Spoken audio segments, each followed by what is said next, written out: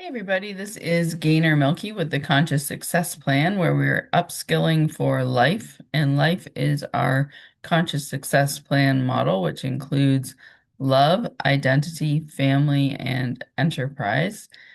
Today I'm going to talk about the accountability gap, and that really spans across all of those areas. And when we're in a love relationship, sometimes there's an accountability gap with behaviors that don't serve the greater good of the union.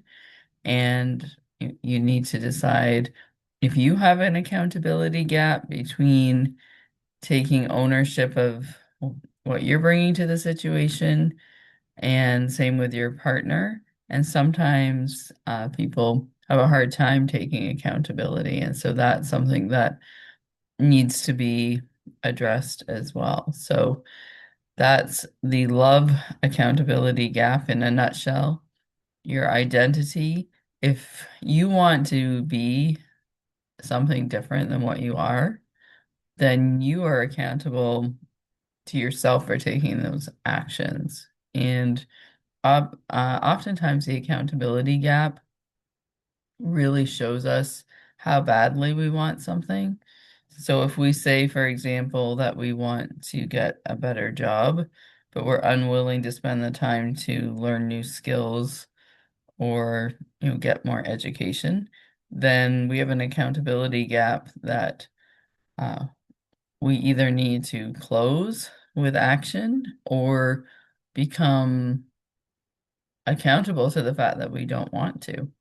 So that is really about self-ownership. And I just spent some time on the Divorced Girl Smiling podcast talking about self-ownership, and it applies to accountability.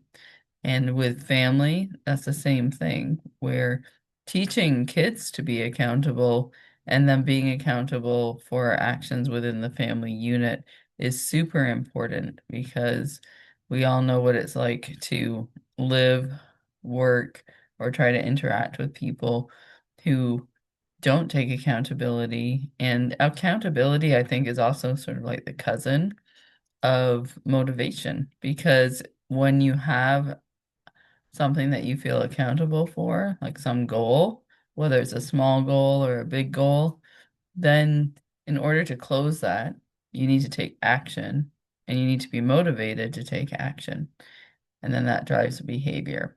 So accountability is kind of at the root of so many of these things.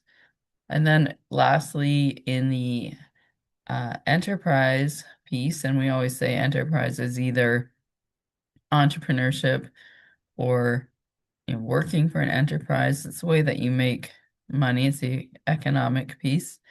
And obviously being accountable for your role in an organization.